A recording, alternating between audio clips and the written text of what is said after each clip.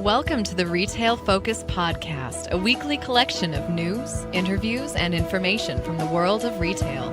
Here are your hosts, Trent Kling and Leighton Kling. Welcome to this edition of the Retail Focus Podcast with Trent and Leighton Kling. Big week for the podcast with some of our favorite retailers that you guys may be tired of us talking about reporting earnings. And also, a large collaboration looks to make U.S. retail much stronger and more competitive in the digital sphere. Our interview guest this week, Eliza Brooke. She returns to the podcast, a RAC senior reporter, and she will be on to talk about the influence Vogue has had, the magazine Vogue, on fashion retail. Please like us and rate us now wherever you listen. We appreciate the continued feedback.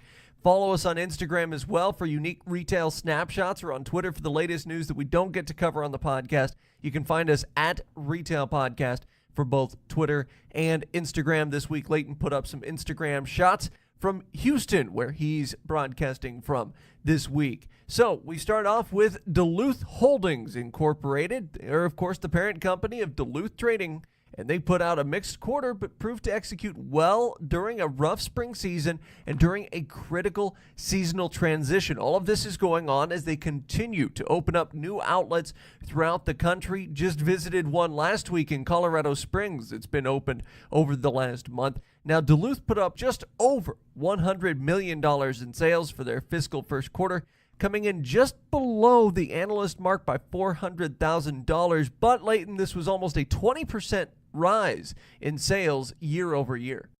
That 20% rise in net sales was actually a function of a multiple of things in the business in terms of how they're growing their e-commerce and their brick-and-mortar presence. And speaking of 20%, Trent, this is how much total revenue in the first quarter typically brings in for Duluth when compared to the full year's revenue mark. So to put this in perspective, this isn't the best-selling quarter for them typically or historically, but the company has expected a slower selling season due to a number of factors. One, there's a lot of seasonality effects, a lot of changing variation within their apparel selections, and two, weather is always to blame for sluggish sales, and they ended up blaming, like a lot of other retailers we've been reporting on have, bad weather for the month of April. But they made it through, and it looked to be a pretty good quarter overall. Also noteworthy, this marked the 33rd straight quarter for Duluth in terms of net sales increases.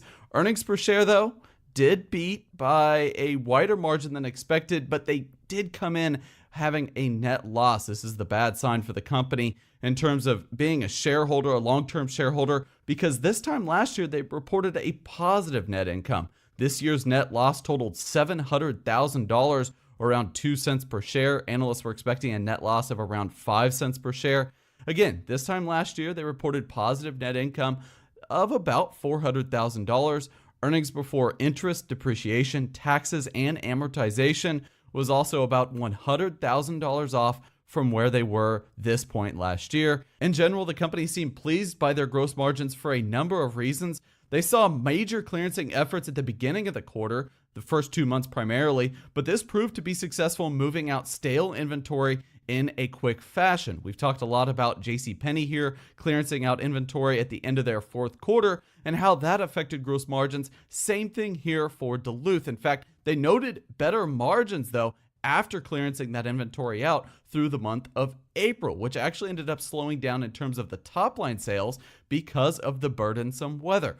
Again, a lot of retailers and nearly every retail segment has been talking about how weather has hurt their top line sales, most notably here recently on the podcast, Lowe's and Home Depot, talking about a slow spring selling season. They did notice weakness, Duluth did, in top line sales towards the end of April as well. And overall, that said, gross margin did end up declining by a modest 230 basis points versus last year. This was a function of two integral parts: the clearancing activities that I mentioned and the increased shipping promotion, which is, in our opinion, a very good thing for the company, because here you have a company that is still in the growth phase. You don't want to gouge all your e-commerce customers in terms of those very expensive shipping charges. So a lot of shipping promotion. We'll get into a couple of things, a couple initiatives that they have running right this very second. We talk all the time about how free or reduced shipping is so important for many retailers and how it is important, especially for specialty retailers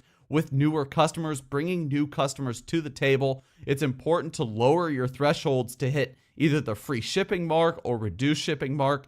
Actually, a relief to see this from Duluth, again, because they're an up-and-coming business. So shipping revenue being neutral quarter over quarter, sequentially year over year, however you want to put it, is actually a good thing for the company in our view. As we get into the company details, we see that company management said that their 20% increase in quarterly sales in the first quarter was thanks in large part to 13 new brick and mortar stores year over year and a 4% increase in online sales. Obviously, direct-to-consumer sales is where they do most of their business, but Trent, what is most interesting is the fact that they've highlighted the fact that online sales actually increased double that amount in the regions where they have a brick-and-mortar presence. The reason being, they're able to leverage both the marketing and the robust omni-channel approach, and I think a lot of people end up picking their orders up in the store and then browse new selections that have come in. And obviously, merchandising is huge for the company. So if you're a new customer that just bought something online and you're new to their store, you might be inclined to make an additional purchase that you weren't necessarily anticipating. For all of their sales growth during the first quarter, it seemed to be spread out well within all of their categories as well. Women's apparel grew by a faster pace than men's, and honestly, men's is something that is their bread and butter historically, and that too saw double-digit gains. So thanks to a variety of promotions with both of those sub-segments, you see positive net effects. To this day, they see major untapped potential with their women's business. This, according to the most recent remarks from the company's spokespeople.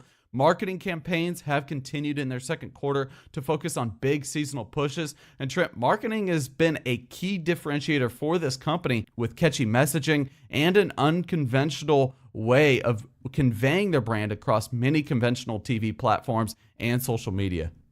Well, it's not just marketing, too, in terms of television and marketing in unconventional ways, because one of the marketing approaches that they've used, particularly in markets where they've just built a brick-and-mortar store, is billboards. And billboards, one of the more traditional forms of advertising, but they've actually credited having those physical brick-and-mortar stores with increasing brand awareness in those markets where they're introducing brick and mortar stores.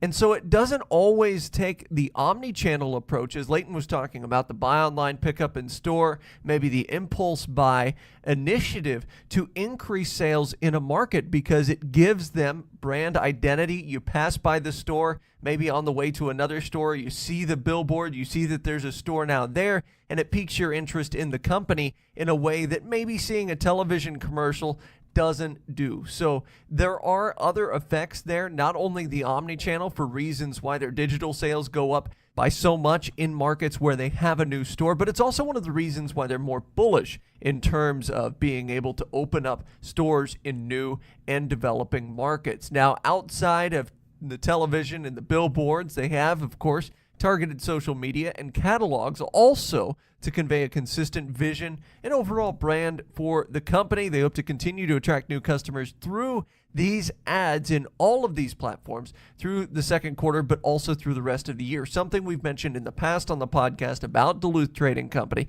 is the fact that their marketing expense is a much higher percentage of revenue overall than most clothing stores. But you're going to see that with someone that's in a growth phase. And right now you have Duluth in a growth phase. Currently, they're running a Spare the Junk ad campaign for Father's Day, wherein they're telling families basically to stop giving bad gifts, those paisley ties, for example, for Father's Day, and turn to Duluth's products for perhaps a better alternative. They're also running a free shipping promotion and 20% off orders of $75 or more for a limited time to try and ramp up those sales, particularly in the men's category, approaching Father's Day. But perhaps the most powerful way of marketing within the Duluth trading model going forward is to open new stores. There's a reason why they continue to make massive investments in brick and mortar, despite the fact that a lot of media, you'll hear that brick and mortar may not be the best play anymore.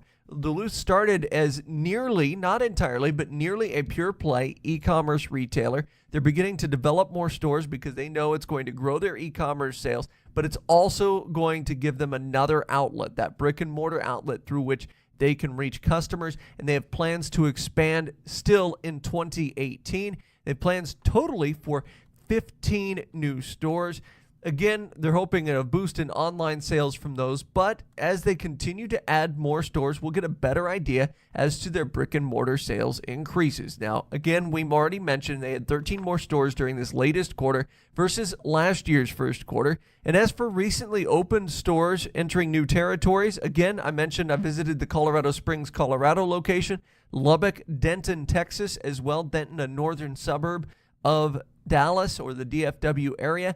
And they opened their first West Coast store in Portland, Oregon. So you have different customer bases here. Lubbock, mostly considered as far as retail is concerned, a college town, but there are a lot of year-round residents that are there. Again, North Dallas, Fort Worth area with Denton, Texas, Colorado Springs, Colorado, an area that loves its outdoor recreation, and of course, Portland, Oregon.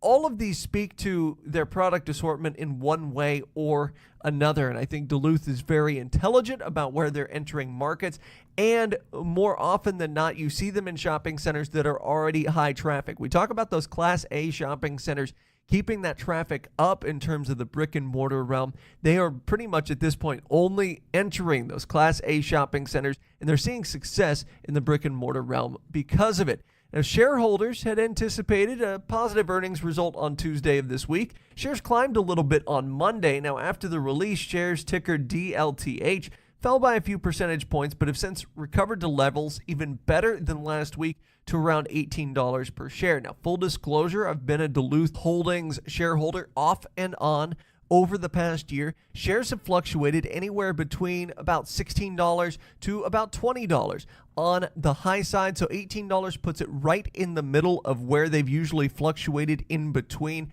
and right in line where they were during this time last year. I think some of the market bullishness that we saw 2 years ago regarding Duluth has begun to wear off. And as Leighton mentioned, there was a time where they were actually more profitable than they are now. Granted, they're spending a lot of money not only on marketing, but on opening those new stores. So we would argue that their sales and their profitability not yet mature. And that's one of the reasons why you'll see spikes near $20 for the trailing 52 weeks. The company currently, by the way, just over a $600 million market cap, vastly over where they were just 3 to 4 years ago. And speaking of companies that are quickly growing, we move on to our second story with Five Below. They reported yet another earnings beat, showing that the company's growth story has staying power in a time where most retailers are experiencing an uptick in discretionary sales. We talk about trajectory over 2 or 3 years. Leighton, Five Below,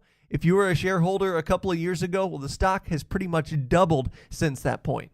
Yeah, if you're a shareholder, you're extremely happy right now with Five Below and the recent earnings report. And Trent, you mentioned talking about a mature company versus one that is in the growth phase. Five Below definitely in the growth phase, definitely doing better business than Duluth in terms of how much they're opening new stores throughout the country. That upward trend in the stock price certainly pleasing shareholders this week, and that Five Below is experiencing a 25% increase in their stock price as of Thursday, rushing it to an all-time high of around $101 per share. This proved to be the biggest single-day gain for the company in over 5 years. The company officially released their massively successful earnings report this week on Thursday. This was at after-hours trading, and after market close, you saw that the stock was already going up by about 8.5%, so you could tell there was positive sentiment around the company remarks and what the company had to say within their formal press release on their investor relations website. The company brought in earnings per share of 39 cents, which beat analyst expectations and company expectations both. Absolute net income for the company was just over $21 million. Those earnings per share figures were 129% better than last year. And you heard me correctly, over 100% better than last year. So you're talking about a growth story that has really taken aback analysts and shareholders alike. And this is actually interesting because this represents better proportional earnings improvement over the gain in top line sales. So while both have done well historically, this earnings per share gain really proves out that their concept is extremely profitable and sustainable. And if you look at a message from the CEO, Joel Anderson, he said that the continued outperformance from their stores, their new stores in particular, and healthy comparable sales were accompanied by strong gross margin performance. That, compounded with a positive tax rate, caused a favorable earnings per share number. Revenue, like I said, also performed well. It rose to $296 million, up from $232 million this time last year. Analysts surveyed by FactSet had estimated revenue coming in around $290 million. This represented a 27% increase in revenue year over year.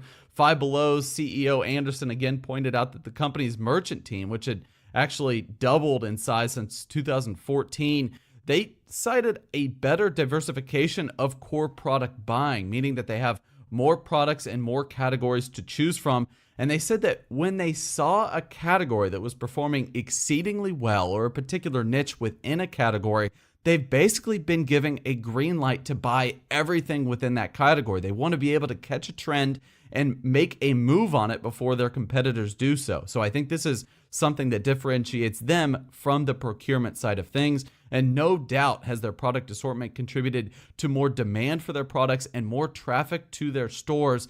But their buying teams have also apparently been doing a fantastic job of getting their products in, finding the right deals, and getting them at a price point that they feel comfortable with so that they then can boost those gross margins. This is going to be a theme throughout this podcast, as we'll be talking about Ollie's Bargain Outlet and their deal flow, as they call it. And the idea that overall procurement definitely has something to do. It's an integral part to be played in terms of the gross margins. And I think if you're able to find the right products, not only from the assortment perspective, but at the right price, it's a win-win for the company. For the company, the same-store sales hit 3.2%, which is not that great by itself. Here recently, we've been seeing a lot of comps that are actually better than 3%, but those newer stores, like I said, they've been performing exceedingly well, and that actually played a large part in that comp basis, demonstrating that the new markets that they've scouted out have done really well, and that the real estate teams at Five Below have been doing a fine job in their due diligence, surveying the demographics for a particular area. New Five Below locations are doing well in areas that have seen a lot of new retail development. So, for instance, a lot of those bigger shopping centers, those bigger shopping districts that you may see a new Ross, a new Ulta Beauty, or a new World Market or Bed Bath & Beyond. Those are the areas in which they're trying to identify and enter into for the first time. And I think it's going to be sort of a tale of two different stories, in that the long-term expense of it's going to be fairly high, as you have a relatively high lease rate and tenant improvement costs for new real estate development. But at the same time, it proves out that they know their customer base, and a lot of those people that visit those newer, higher-end shopping centers end up having more discretionary income. They ended up being middle or upper-class families, and obviously with that comes the teenager or preteen that ends up shopping their product assortment and convincing mom or dad to buy that new ball of slime or whatever new toy or game is hot and trending at that particular moment. With their new territories, they've been spread out fairly even geographically. For this latest quarter, they have 33 new stores in 18 states. Speaking of their new product categories, they saw tech, room, seasonal, style, and create perform very well yet again, as well as slime, squishy, and spa and mermaid trends. They said all of those continued to be popular for the quarter.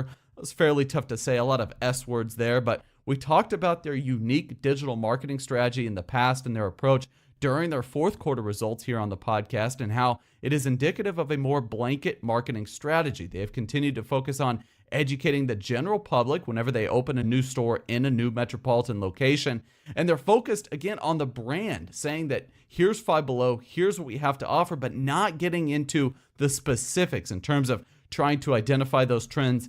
They just want to be able to get their brand and their overall messaging out there to be able to educate the public and tell them that there is a new store in a market. They have been boosting their TV ad campaign exposure in markets where they currently do business in, and this is key for them as they have almost done no online sales. Local ads in up-and-coming markets are becoming increasingly important for them. Despite only having a tiny bit of sales from e-commerce, they did say that they have positive online traffic trends, which actually ended up helping boost traffic awareness at their local stores. And lastly, Trent, circular ads have been successful, and in their view, they're going to be something they turn to in the long term for those particular items that are trending. They have a big opportunity there to focus on emerging trends, up and coming categories that they have been actually given, like I said, those buyers a green light to just go in and buy everything they can in that particular segment.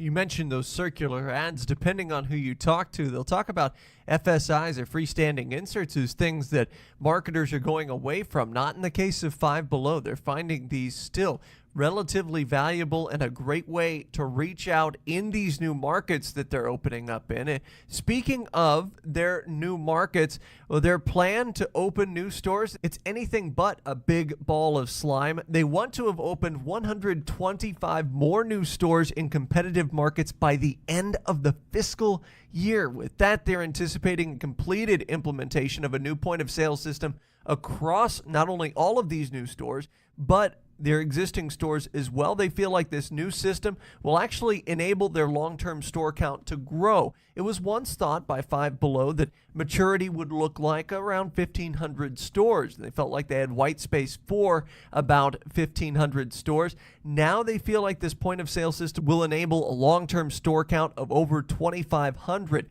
Just by the end of this year, they should be operating over 640 stores if all goes well. Now, we have to note, again, against the company's own data in terms of the white space that they have, they could be potentially cannibalizing some of their current stores. After a few more years of low double-digit store count growth, it may be a bit more difficult to get advantageous real estate deals. And while we don't believe the U.S. is over-retailed like a lot of analysts, after all, we host a retail podcast, so we're more likely to be retail permeables than a lot of analysts, it's still hard for us to envision an overall store base for Five Below of 2,500 that consistently gets positive store comps. One of the reasons we've seen positive same-store sales is the relative low number of Five Belows in a market and the fact that they're very choosy about where they move in, which real estate complexes they move in, and the demographics of the area that they're willing to move into. Once you get to 2,500 stores, a lot of that selectiveness goes out the window, and so you may see individual stores suffer because of it. It's almost like the Dollar General effect. When you open up more stores in more different markets, you're likely to see some of them, of course, struggle. And with more stores comes a logistics problem as well. And we talked about their point of sale systems, and of course, having data insights from these systems will help them with inventory and also help them to see buying trends that are a little bit more regionalized, buying trends in different parts of the country to give those buyers the information they need to make exacting decisions. But they'll have to extend out their distribution center network at a time when warehouse space and industrial centers are seeing increased leasing rates, and you're seeing very low warehouse space inventory. Speaking of that, by the way, they just signed a purchase agreement to initially build an approximately 700,000 square foot distribution facility just south of Atlanta, which has the ability to flex up to about 1 million square feet. Now, this is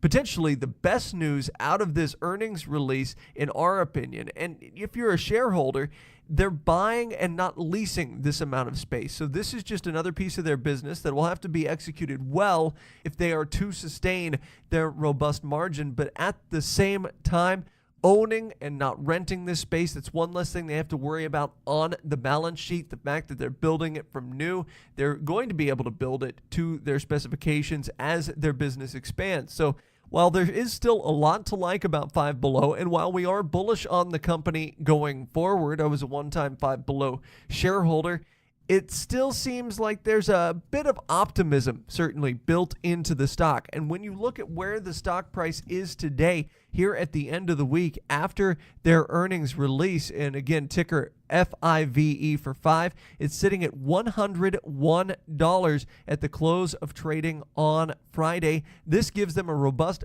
55 price to earnings ratio. So again, a lot of optimism baked into the stock price. And again, I'm not sure if we see that much optimism, but we do suspect that the company will continue to grow, not just with new stores, but also see modest gains in same-store sales. Well, after the music, we'll be joined by Eliza Brooke. She's a senior reporter with Racked. She's going to discuss how Vogue, the magazine, has impacted fashion retail ever since the magazine's inception over 125 years ago.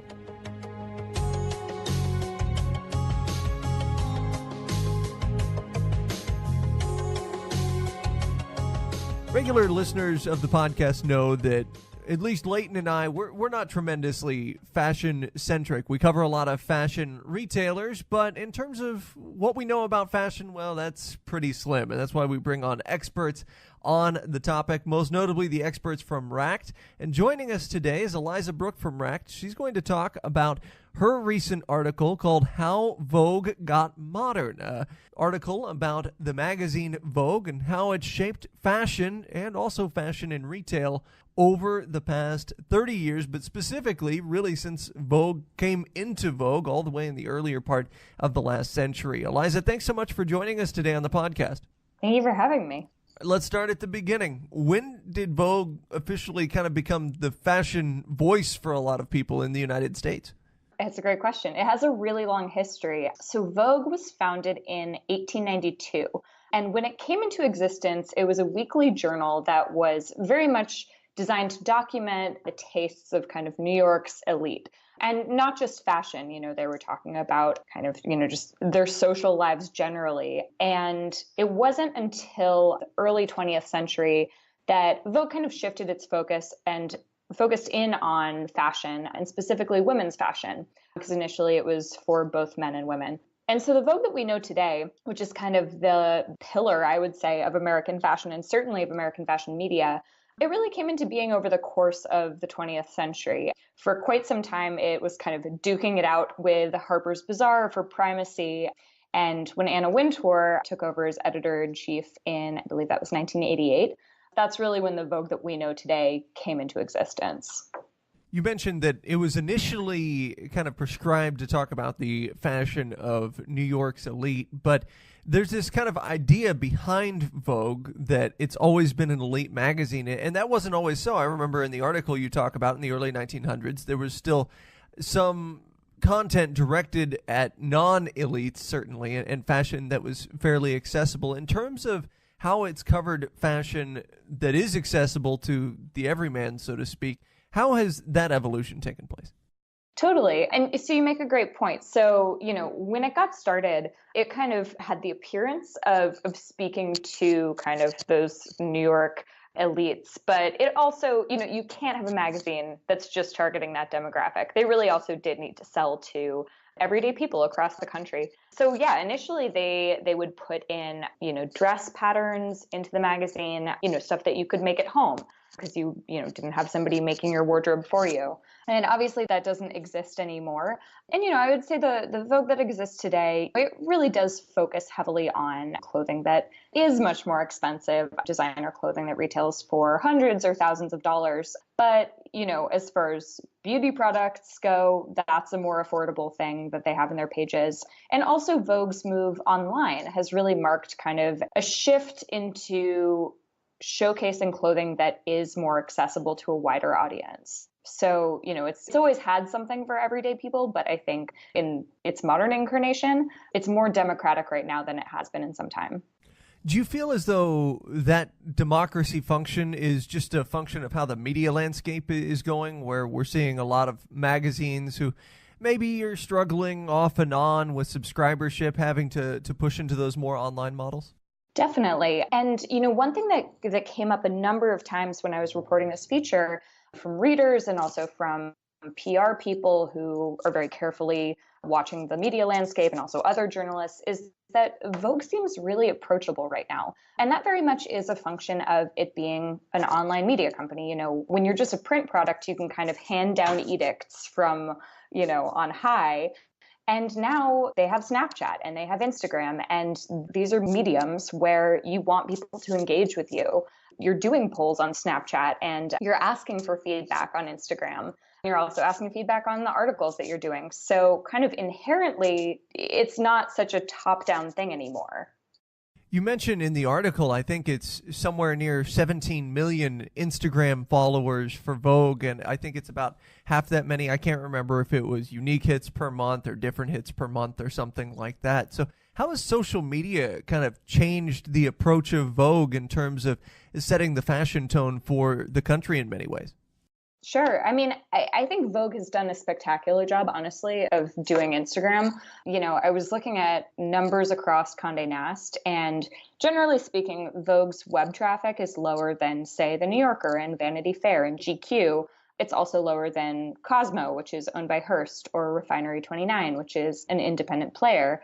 But as far as Instagram followers goes, Vogue has completely outstripped them. And that's because Vogue's bread and butter and where it really is a leader is in image making. It's not so much the words, though they have historically had really great features written by, prominent journalists. Their talent really lies in beautiful imagery. So the spaces where you can highlight that, like Instagram and also YouTube, are really flourishing right now. I want to go back to the late 80s when Tour took over, and you mentioned specifically in the late 80s, you saw this transition towards, I don't want to say maybe more modern clothing, but more accessible clothing, while at the same time you saw this transition towards a lot of celebrities, like Madonna, for example, appearing on the cover. So you have this kind of dichotomy with the clothes becoming maybe a little bit more normal, or what most people would wear throughout the country, while at the same time having celebrities model that very same clothing.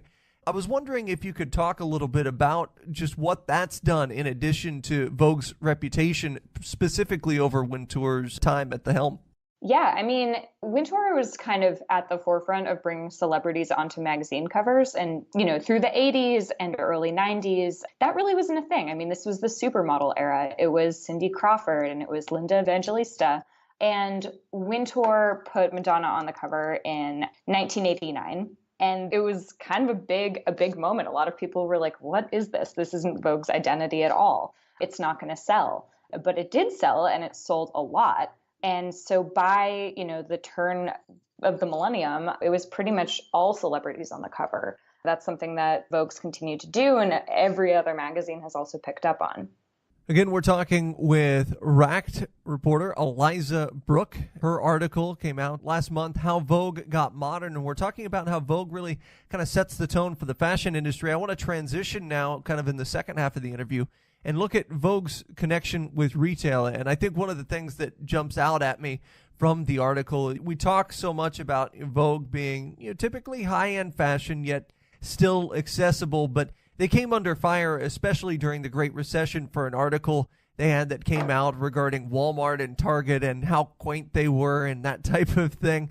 Is there a disconnect there between where a lot of Americans buy their clothes and what Vogue is trying to sell? Oh, definitely. I mean, Vogue highlights clothing that's coming from kind of the top of the fashion heap. And often, it's stuff that's straight off the runway. And as you know, not everything from the runway gets produced. So the stuff that Vogue is putting in its pages is not the stuff that most people are wearing. And you're right that there have historically been moments of real disconnect. Like during the recession, Kathy Horan at the New York Times wrote kind of a takedown of how Vogue was dealing with the recession. And this continues to kind of pop up sporadically. And, I think there's definitely more work to be done there. But like I said, with their online product, they do feature more contemporary brands in a contemporary price point. Also more like direct-to-consumer brands, Outdoor Voices, for instance, and, folks like that. So you talk about some of these online brands or these lifestyle brands. What are some other retailers that have begun to align with the new digital version of Vogue, so to speak? I think I know what you're talking about here, and this is a really interesting thing. So Vogue's been doing a lot of collaborations recently, and a lot of them were centered around its 125th anniversary last year. So it did some limited edition collections for Birchbox, curated a bunch of beauty products for them. They made a bunch of limited edition lemonades for Press Juicery. And they have a new range of sofas and chairs that just came out this year, so that's not for the anniversary anymore. They also did a flower collection for Urban Stems. So it's really interesting because the Vogue business, and frankly, most media businesses, are not just about selling subscriptions, and they're not just about selling ads anymore. They're also about these kind of more interesting moments where you can kind of push your brand out through product. I think the lemonade collaboration is perhaps the most notable because, again, we're talking about Vogue, a longtime voice in the fashion industry, and then there's this line of lemonades. Is that something we're starting to see across a lot of different fashion voices? Is these cross collaborations not only with the manufacturers or the sellers of the clothing itself, but manufacturers and sellers of other maybe tangentially related or not at all related products? Yeah, I mean, generally, collaborations have been a thing in fashion brands for a long time. I think it's certainly less common with media companies, and that's partly, for ethical reasons, and also just because I think media properties selling product is kind of a newer space. But yeah, I mean, I think what's really interesting is kind of watching Vogue navigate how to kind of maintain its brand equity while also spreading itself across these new collaborations. Because one thing about Vogue is that it really protects its brand name, and it's very careful about who it aligns itself with. So, I think this is really interesting. If Racked or Vox were to maybe bring a product to market, what would you advocate for? Maybe yogurt or something like that? Or We love yogurt. No, I don't know. I think it would have to be something. I mean, this is tricky. When I worked at Fashionista, which was my previous job, we did a collaboration also with Birchbox. And I think Birchbox has kind of done a number of these. So that was something that they did. I think you just kind of have to be, from outside of a branding perspective, you have to be kind of careful about what is not going to undermine kind of your integrity as a journalistic organization. Because it does get a little bit weird when you're selling product affiliated with a company that you also cover. So I don't know what Racked would do. Maybe like coffee? Because we don't cover that and we all like it. I can see coffee. Yeah, writers use coffee as do podcast hosts almost universally. Right, like wine? I don't know. That's another good one. Where's the future for Vogue? Where do you see Vogue being in the fashion industry and connecting with retail 5 years out, 10 years out? I mean, Vogue is going to be fine and it's going to be around. We're in the middle of a really crazy moment in media. Layoffs are really common, and Vogue actually just experienced some layoffs in the last few weeks. But, it's such a strong brand. It's going to weather these changes, and it's going to have to change too, but it's doing that. As far as its role in fashion goes, I'm curious to see what happens after Anna Wintour retires. There have been some rumors, which Condé Nast has very resolutely refuted, that Anna Wintour is going to be stepping down in the near term. But regardless, she will step down at some point. Vogue's position in the fashion industry and as kind of a force that, can both provide money and funding via the CFDA Vogue Fashion Fund to young brands or to give publicity to brands, that's all Anna. So I'm very curious to see how her successor will wield, I assume, her power, because that's really where Vogue's influences come from. Once again, Eliza Brooke, senior reporter at Rack, thank you so much for joining us today on the Retail Focus podcast. Thank you for having me.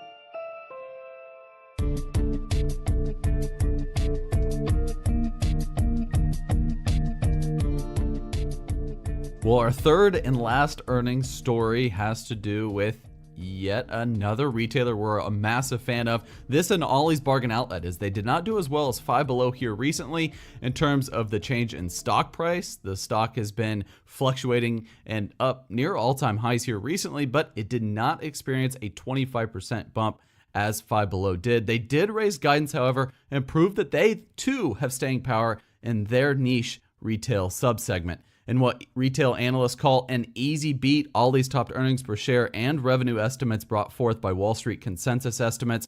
Earnings per share rose by about 44%, which may not seem like a lot after Five Below's over 120% increase, but this proved to best earnings per share estimates by about 5 cents per share. Revenue rose 20% to $275 million, around $5 million more than analysts were expecting. And while they do not have the runway for unit growth like Five Below executives think, they seem to be taking advantage of some better real estate deals out there, something that we've focused on in previous editions of the podcast.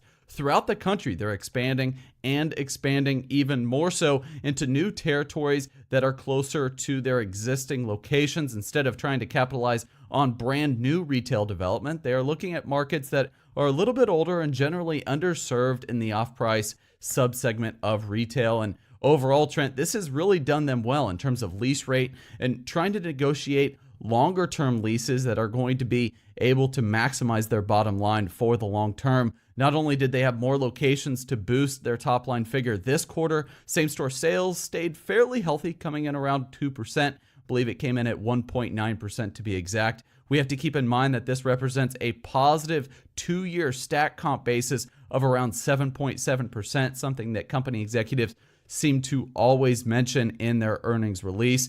Their 16th straight quarter, though, of positive quarterly comps, although they have gotten closer to the neutral mark in the recent past. Anytime you get closer to 1%, you have to be eyeing that, maybe in the future, or at least in the next couple of years, you may get a negative same-store sales mark. But as of now, the company has been performing very well. Their most recent same-store sales gain was driven by an increase in average basket. Average store transactions actually ended up falling this particular quarter, which is worrisome for the company as you look at those more mature locations that they have throughout the southeastern half of the United States. And you really have to wonder if they need to do more in terms of marketing, but that's something we'll get into here in a little bit. They are still finding those all-important deals on the procurement side, something we just talked about with Five Below supply chain. When compounded with increased traffic and demand for their incoming products, they seem to see those all-important operating margins increase a healthy 110 basis points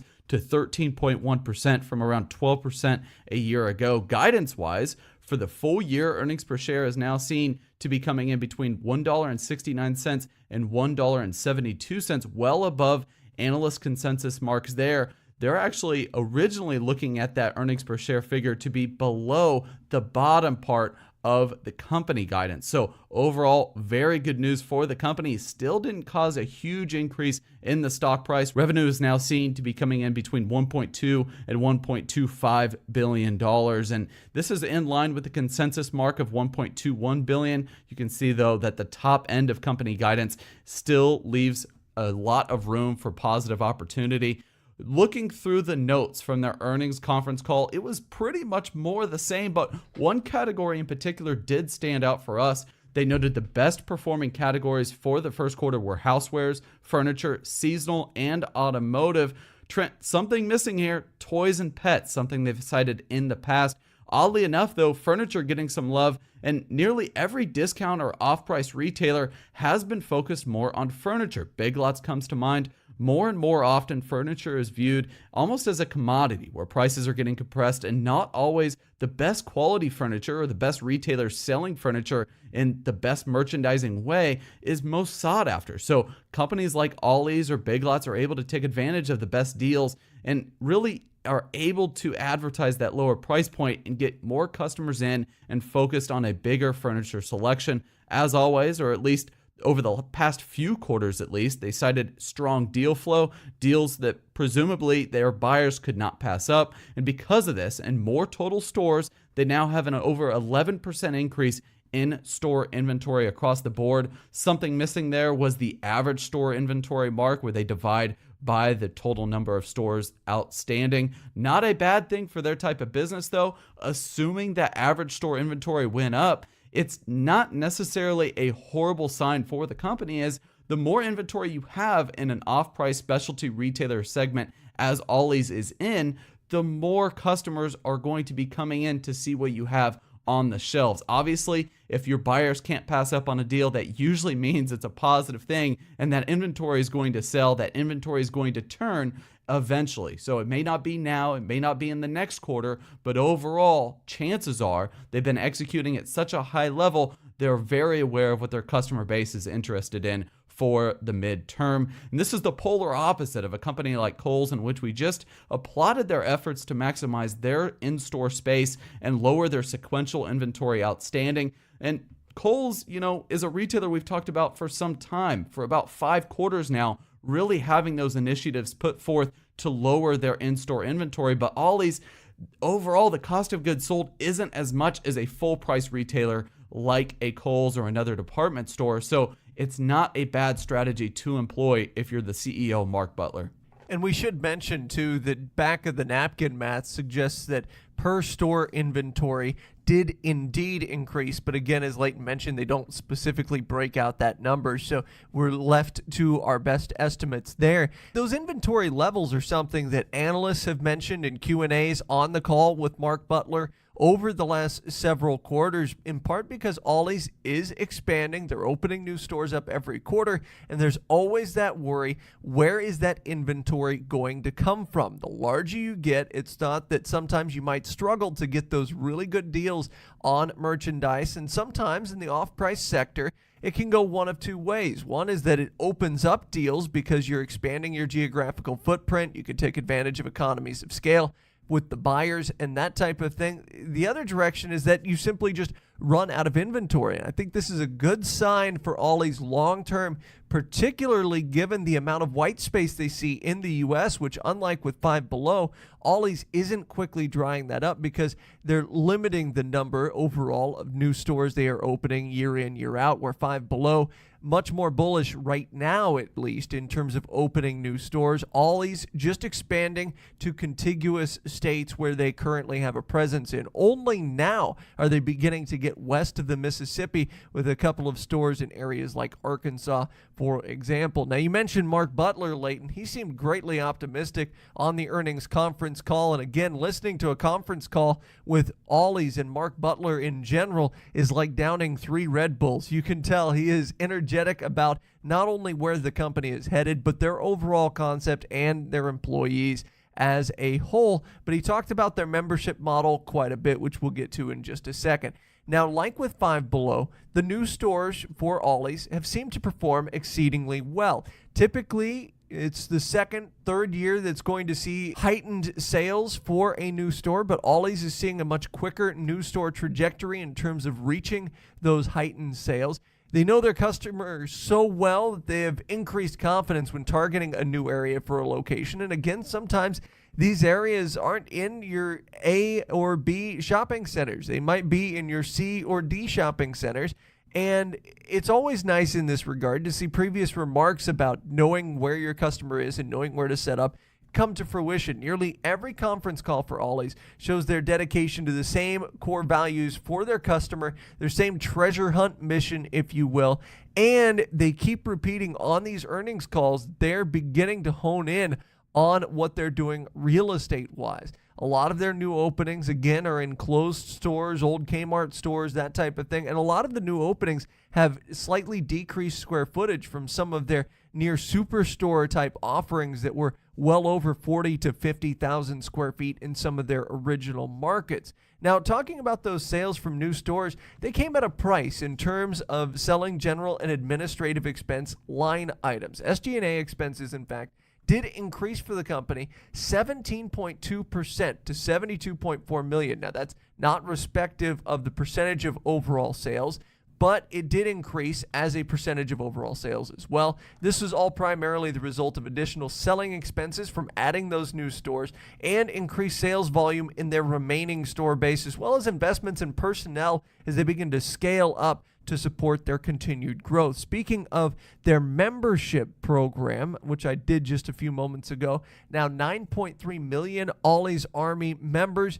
Just how strong is their membership model now? Well, 70% of their sales come from members. This is great for those average transaction sizes, particularly now that their overall number of transactions, as Leighton already discussed, have been declining. The company has been admittedly slow to leverage all their member data, but you can see some of their internal initiatives taking hold. For example, the Ollie's mobile app that they're going to roll out in the second quarter. They'll be able to better promote new deals to certain members, and members will more easily be able to track their rewards based on previous purchases. And with all of this, they're actually exploring the idea of a ranking system. Makes sense if you're calling your bargain system Ollie's Army, where the most loyal customers can get promoted within the Ollie's Army program and become a 2-star or 3-star member, very similar to general program, for example. The higher you're ranked, the better the incentives there. So they're finding different ways to incentivize above and beyond other types of loyalty programs where you might have to pay for that higher level membership. And honestly, I think it's a nice, interesting, and different way to approach a membership program where you're not just blasting out emails over and over again to people's inboxes. You have an actual incentive. There's that carrot there for those customers to take advantage of. We talked about the declining transaction comp this particular quarter, and that really wasn't the case. Historically, you look back, they've been able to have higher transaction volume and average ticket, but something that wasn't mentioned again was a lot of advertising for Ollie's. While they did talk about the membership model and how it is important and so integral to the business to have that recurring customer coming into their stores, they need to get those new customers interested in their product selection to get that average transaction up and the average traffic up as well. And while the company is doing well and getting current customers to spend more, like Trent was alluding to, and build up the all-important brand rapport, they may need to do more in terms of conventional ad runs in newer markets to get these new customers in order to boost those average transaction counts. Blanket local ad trial runs could be doing the company fairly well if they keep a close eye at least on any correlation they could have with those new stores and are able to maybe adjust the timing of those ads accordingly. Also, from our perspective, they could do a much better job on social media. We've actually ended up connecting with them on Twitter and Instagram, but overall, they don't really connect with their biggest fans, and that's really what they are all about. If you go inside of their store, they are all about the merchandising and customer engagement, yet when you go on the digital front, not that much of a flashy or unique type of rapport that they have with their current customer base. We mentioned their increased full-year guidance. We are also seeing that they're doubling down in terms of positive full-year comps and a strong balance sheet. They expect 1% to 2% same-store sales marks for the full year, and their full balance sheet looks fairly robust already as they've already realigned to show a strong cash position with over $27 million in cash and no use currently on their credit facility. They do just have over $24 million in outstanding debt, but we do have to factor in the fact that they've spent around 55% more year over year in terms of capital expenditures because of those new store openings and also all of their compensation packages. They've opened a total of 8 stores for the first quarter, which brings their total store count up to 276 stores in a total of 21 states. Again, they're looking to increase that quarter over quarter, year over year. Ollie shares, ticker OLLI, are up 70% for the year, but down a few percent this week after the earnings report, currently trading around $73 a share, down from recent all-time highs of over $76 a share. Price to earnings ratio of 36, which is probably about right for this particular growth story. Not as growth centric as you saw with Five Below, but these are two companies that both Trent and I had been shareholders of in the past, and we probably should have stayed shareholders for the long term in order to profit on all of these recent market gains. Well, for our last story, retailers, industry groups, and payment processors have joined forces to stem billions of dollars of annual losses stemming from fraud. This comes from the Food Marketing Institute and National Grocers Association on Thursday, who announced the formation of the Secure Payments Partnership, or SPP, a partnership created to promote security across the payments system. According to the new organization, SPP marks the first time these interests, representing diverse parts of the payment system, have joined forces to address the ongoing battle against payment fraud and devise improvements as well for the U.S. card payment system. The National Retail Federation is also going to be a partner, as well as the National Association of Convenience Stores, First Data's Star Network, and Shazam. The last two oftentimes you'll see on decals outside of retail stores. Now, these groups are considered the founding members of the partnership, and of course they'll look to expand its network of partners as the initiative grows. The large amount of press releases came out about this announcement, and a lot of them cited the problem that is consumer fraud and the sheer amount of money that retailers lose every year on a global basis. This isn't something we talk about a lot on the podcast, but if you talk to retailers, particularly store managers on the operational level, this is something that gets discussed very often. It's not just loss prevention in terms of things like shoplifting or spoilage, but there is a significant amount of loss associated with consumer fraud. And the U.S., honestly, here carries the brunt of the burden. Many foreign entities are able to hack and undermine the current protections that retailers and payment processing systems have in place. To put a number on it, there's an estimated $22.8 billion in fraud every year. The U.S. accounts for $9 billion of it. Now, in case you're wondering if that's just simply proportionate to the overall amount of spending, this is disproportionate, in fact, to the total numbers of gross purchase volume. The U.S. accounts for 24% of global purchase volume, but that level of fraud I just talked about that retailers face, that takes up about 40% of the total fraud activity. So now, Leighton, what's this partnership going to do to help combat this? Through this partnership of associations, retailers, and payment processors, the overarching goal is to better serve both the merchants and the customers through shared best practices and get everyone on board for the latest and greatest technologies. Blockchain, for instance, has been all over the media landscape in a number of different industries, not just the retail industry. But as for retail, it's something that has been mentioned in terms of better tracking things along their supply chain. But this, combined with certain attributes of AI, could be used to better prevent fraudulent transactions. Historically, a lot of the credit card processing agencies have been criticized for the handling of recent issues. We've talked about at length a year and a half ago or so about the criticisms brought forth by the chip-enabled payment cards, and a process that was implemented that was deeply criticized because a lot of these card processors, mostly Visa and MasterCard, didn't end up having a big, robust dialogue with the retailers themselves. They didn't see what better processes could be implemented to better secure the individual data. And overall, the stakeholders have felt like they've been betrayed by a lot of these payment processors, gouged with high fees, yet very little security to back up the initiatives that were first being talked about. So this is going to be just the tip of the iceberg when it comes to payment security. Visa and MasterCard are supposedly recently devising an approach that could enable online transactions to occur a little bit more simply with things similar to one-touch mechanisms in place.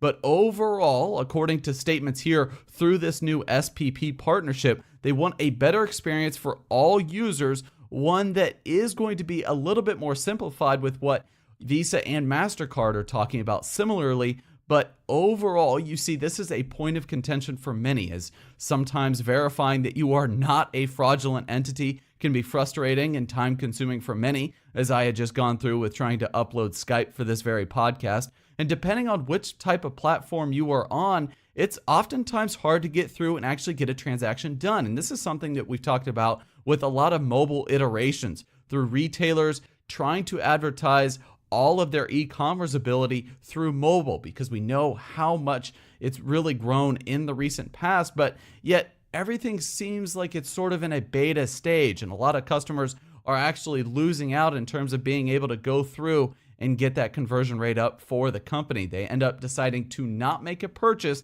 just because it's so frustrating and they keep getting kicked out for one reason or another, and a lot of times the reason has to do with security purposes. This partnership is going to be a little bit heavier in terms of the use of geolocation, IP verification, again, like I said, blockchain, and I quote, ultrasonic sound waves. So a lot of things being talked about here, along with fingerprint scanning and vein scanning. So these retailers, these online merchants have pretty much talked about every open opportunity. And with that, the open nature of this is intended to promote more innovation. So more technological innovation, and that open innovation is going to help really minimize the secrets amongst all of these merchants. It's not going to be fighting against each other in a highly competitive industry. It's going to be sharing the data so that they are all able to win. As always, we may have a position in or against companies we discuss on the podcast. Do not invest in stocks solely on the input of the podcast hosts.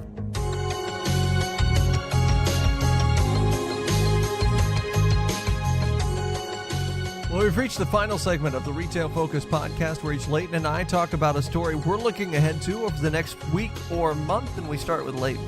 We had just talked last week about GameStop and how they had tried to make a foray into the collectible segment, which had seen a lot of success, but also a lot of criticism in that wasn't their core mission from the get-go. Obviously, their bread and butter is the hardware and software, game systems, and alike products on their online platform, but overall, you're seeing that there may be a little bit more criticism coming down the pike as GameStop just announced they will be selling, and I quote, comic books for growth. And this is something that is going to be criticized amongst many industry analysts, not just us, but supposedly the comic book selections are going to be tailored towards Batman, Wonder Woman, and Iron Man. So they're starting out with the bigger hits to take place at their stores, and you see that not a lot of information has been put out on the GameStop side as far as how many issues are going to be at individual stores, or if it's just going to be a trial run at a few select markets. But this is something for GameStop that almost seems like a desperation move. Again, a company that has been down dramatically in terms of their stock price over the last 4 to 5 years. Well, Leighton, you talk about GameStop and you talk about those collectibles. I'm looking at a different retailer that dabbles in that very same space. You know, after Hastings went bankrupt a year and a half ago now, Vintage Stock, a company that many people didn't know a whole lot about at the time, stepped up, bought a number of former Hastings locations, and now Vintage Stock has 58 locations, largely throughout the Midwest and the South.